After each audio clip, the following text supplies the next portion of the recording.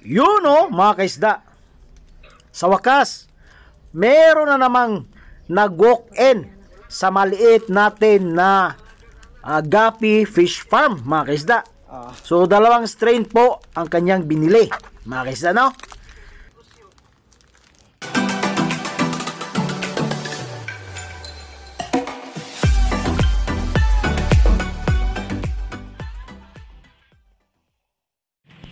Good day mga kaisda, good day sa ating lahat. So hapon na pala, no? Mga kaisda, no? Yung pagkuha ng video is merong hapon, merong umaga mga kaisda, no? So putol-putol po yung pagkuha natin ng video. So for today's video mga kaisda ay mag-update lang tayo sa ibang strain natin na gapis. Bago tayo magsimula mga kaisda ay magsha-shoutout muna tayo sa ating kaibigan. Shout out to Dave Asuelo. Shout out Idol. At shout out kay Binash Dang. Son Idol, pag-uwi ko makakabili ka at ikaw din Idol Dave, mabibigyan din kita pag-uwi ko, no mga kaisda. So back to topic na tayo mga kaisda, no? Ito muna, pinapakita muna natin yung ibang lagayan ng ating mga gapis mga kaisda. So itong una, ito mga kaisda ay nasa loob po ito ng aming bahay, nakalagay na aquarium. So nakalagay nito dati is napaka maraming fry na goldfish kalikoryukin. Ngayon is isa na pong natira. Kasama niya is glutitra at ibang gapis mga kaisda, no? So yan, nakikita nyo, yan po ang ating natirang goldfish. So bibili tayo ulit at padadamihin natin.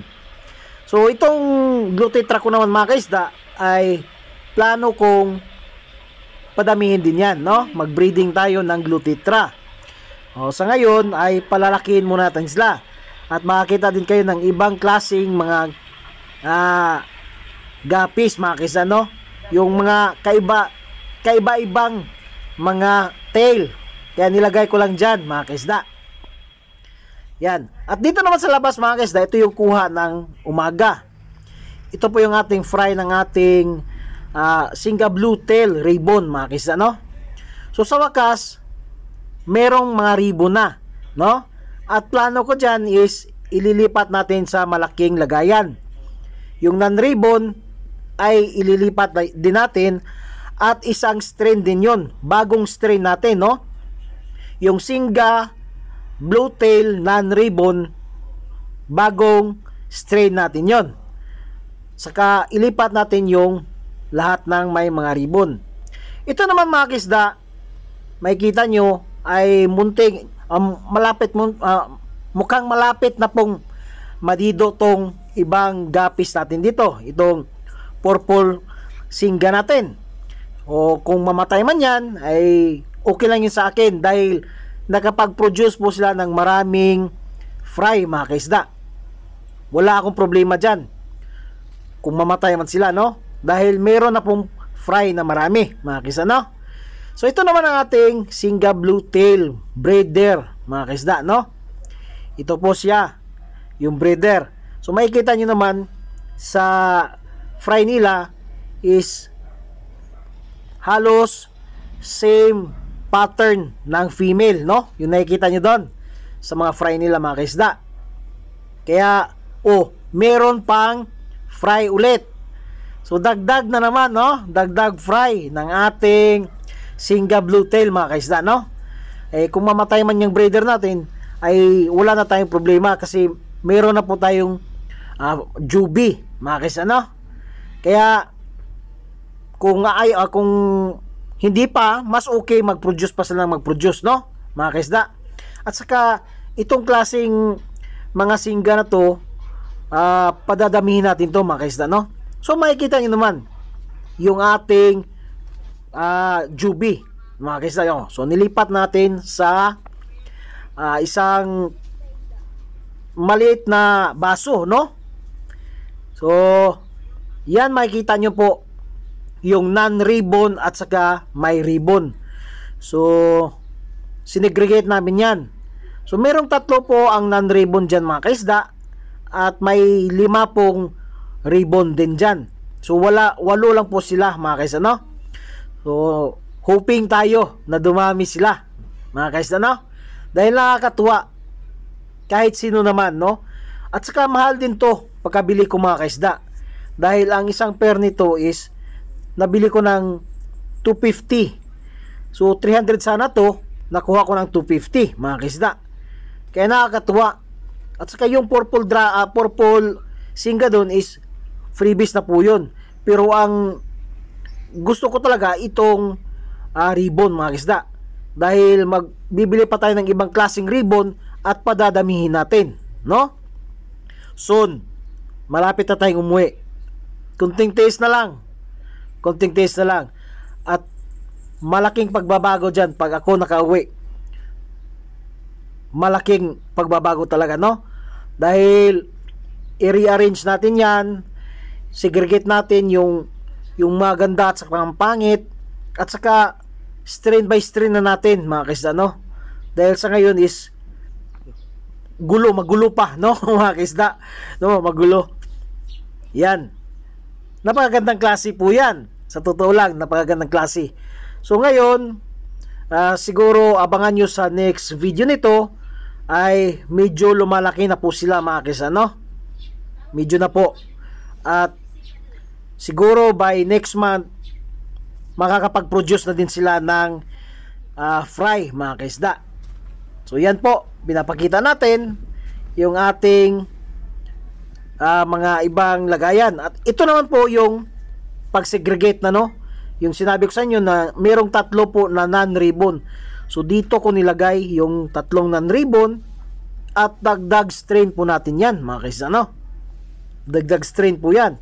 So kung mag-produce sila ng ribbon, kukunin natin ng ribbon, ililipat din natin yung non-ribbon. Ganun lang kasimple mga kaisda, no? Kung meron kang ribbon, bali 2 strain na yan sa'yo.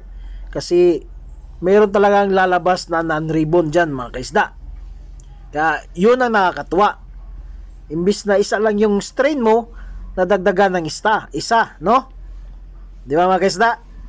Nakuha nyo na ba? Joke lang, no? Ganun naman talaga. So may 3 dyan. Tapos yung 5 mga kaisda ay nilipat na namin sa lagayan na malaki.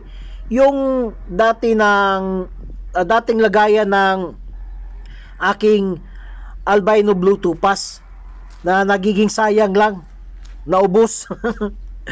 Napakasayang nun eh. Ubos yun eh, no? So ito na po mga kaisda, nilagay namin dyan. Medyo malaki yung lagayan nila, hindi sila masyadong nakikita, pero andyan makikita-kita nyo naman kunti, di ba? Kasi 5 lang sila, ayun o, nakikita nyo, di ba? Kasi 5 lang po sila mga kaisda. So dadami din yan. Dahil yung naiwan doon na fry, yung nakita nyo kanina, nilipat din namin yun. So paglaki nun, ililipat din namin dyan. So dadami sila at magpuproduce sila, dadami sila, no mga kaisda?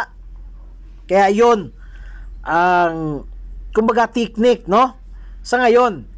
Pero pag uwi natin, pipili tayo ng magandang klase at yun ang padadamihin natin.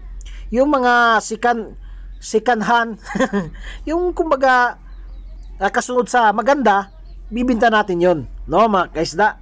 At saka makahanap tayo dito ng yung ipanglaban mo talaga, no mga kaisda.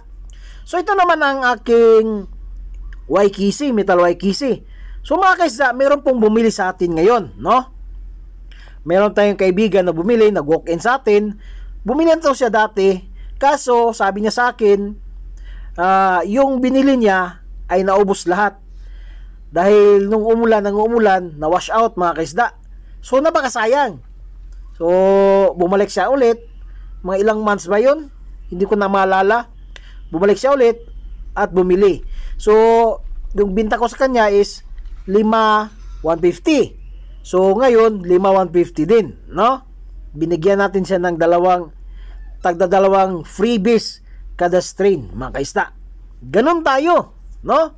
Ganon tayo, mga kaisda. O, yan, makikita nyo yung ating Metal Waikisi. Kaya, padadamihin pa natin to. Dahil magandang klase po ang ating Metal Waikisi, mga kaisda. Sa totoo lang, no? So, yan po, mga kaisda, no? Yan. Tingnan nyo ng mabuti. Pati yung ating Metal Red Glaze. Napakagandang klase, mga kaisda. So, ito na, mga kaisda, no? Siya pa mismo ang kumuha. Sabi ko sa kanya, kunin mo yung mga buntis para hindi ka lugi, no? Sa binayad mo. So yung mga kinuha niya, magagandang klase at mga buntis din ng mga female. Magagandang klase po ang mga kinuha niya, mga kaisda. 'Di ba? Napakaswerte. Napakaswerte niya. No? Yan po. Makikita nyo. Yan, 'di ba? Makikita nyo naman sa video, siya mismo yung kumuha. Yan po ang ating bininta. Kasi yan lang po ang gusto niya. At saka, mga kaisda, binabalikan niya po yung ating P-Dirt. Kaso nga lang, yung P-Dirt natin, sad to say, na ano din sa ulan. Yung sunod-sunod na ulan, hindi na malaya, napuno na yung trapan. So, nagsitalunan. Hindi ko na alam kung saan napunta. Patay na yon, sure. So natira, mga reject na. Napakasayang, mga kaisda, no? Maraming nasayang ng mga isda ko. Pati yung gapikoy ko. Sobrang dami nun. Sobrang dami. Pero nagtaka ako, bakit 2 at 3 lang po natira? Sobrang dami. Hindi ko alam kung sinong salarin. Sa totoo lang, hindi ko alam, mga kaisda, no? So, pag-uwi natin, matututukan natin yan, mga kaisda. At malalaman natin kung sino salarin. Siguro yung manok, no? So yan po ang ating Metal Red Glaze, di ba? Magandang klase po yan. Magandang klase po yung ating Metal Red Glaze. Hindi ka magsisisi sa 150 mo. Magandang klase po yan, no? Magandang klase. Tingnan mo ng mabuti. Yan, buntis pa yung female. At saka yan po ang ating Metal Waikisi. Magandang klase din yan, mga kaisda. Yan, di ba? Magandang klase, hindi ka magsisisi. At saka, mga kaisda, no? Bago ko pa makalimutan aking YouTube channel, no? Ipopromote ko muna, mga kaisda. Kung hindi ka pa nakasubscribe sa aking YouTube channel, please subscribe to my YouTube channel, like, share, and comment down below. And don't forget to hit the notification bell para updated ka sa aking mga bagong upload ng mga video. At kung gusto mo may shoutout, please comment down below, mga kaisda. At kung gusto nyo po ma-featurean yung barracks, please punta kayo sa description. Sa pinakababa, andun po ang aking YouTube channel, ang aking FB account, mga kaisda. So, back to topic na tayo, mga kaisda, no? Ito po ang aking roost tail. So, pwede na tayong ito, patingi-tingi lang, no? Siguro, pwede ako mag-release ng 2 tryon nito, mga kaisda, ng ating roost tail. Magandang klase po yan. Magandang klase. Yan, no? Makikita nyo, no? Yan po. So, itong mga halaman, sa ngayon, makikita nyo, ang dami. So, sa next video, makikita nyo, konti na lang po yan, no? Konti na lang po yan. So, ito naman ang ating panda. Isa ito sa bago kong strain na nabili, no? Sa mga unang labas nito, nang sumikat itong panda na to, ay napakamahal, no? So, hindi muna tayo bumili agad. Dahil alam ko na darating ang panahon, bababa din yung presyo, mga kaisa. So, sa wakas, bumaba yung presyo. Nakuha po natin ng 100 per tryo. At binigyan po tayo ng 2 freebies, no? Yung free, mga kaisda. So, nagiging 4 na pair na po yan, mga kaisda, no? Nagiging 4 na pair. Instead of 6 na female or 8 female, mga ganon, nagiging 4 na pair, mga kaisda. So, nakakatuwa, isipin. At saka mga kaisda, ilang days lang din, no? Nung binili natin yung ating panda, ito, di ba nakikita nyo? May fry na. At marami pong fry dyan mga kaisda. Dahil nung binili ko yan, sinabi ko po sa may-ari na mas mabuti yung buntis yung female. So sabi niya, sagot niya naman, ay walang problema yan. Bibigyan kita ng malapit na po mag-drop ng mga female. So ayan, mga kaisda, sa wakas, hindi na tayo malulugi at mayroon na pong drop na mga fry. So sa ngayon, ang ating mga fry sa ating panda, hindi naman siguro to sila nangangain ng fry, ay andyan lang po, hindi namin kinuha, no? So pag nalaman ko na kunti lang natira, so it means kinain, no mga kisda. Pero sa ngayon ay chinicheck ko ay marami pa rin, no? So hindi po kinain. So okay po siya, no, na ipagsabay yung fry at saka breeder. Pero soon ililipat din natin yan. Pero sa ngayon hindi muna. Diyan lang muna sila, padadamihin natin sila. Dahil tayo na pong bahala niyan pag uwi natin mga kaisda. So nakakatuwa isipin mga kaisda, no, na ilang days lang po nag-drop na po yung ating panda at hindi ka lugi, 'di ba mga kaisda? Nakakatuwa isipin, no? So mga kaisda, salamat sa panonood nyo ng aking video. Lagi hindi kayo nagsasawa. Hayaan nyo mga kaisda, tayo babawi at babawi din sa inyo. Ako'y babawi din sa inyo mga kaisda, no?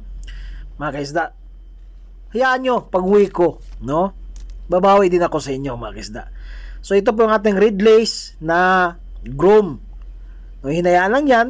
So merong ibang may maliit na ano dyan, no?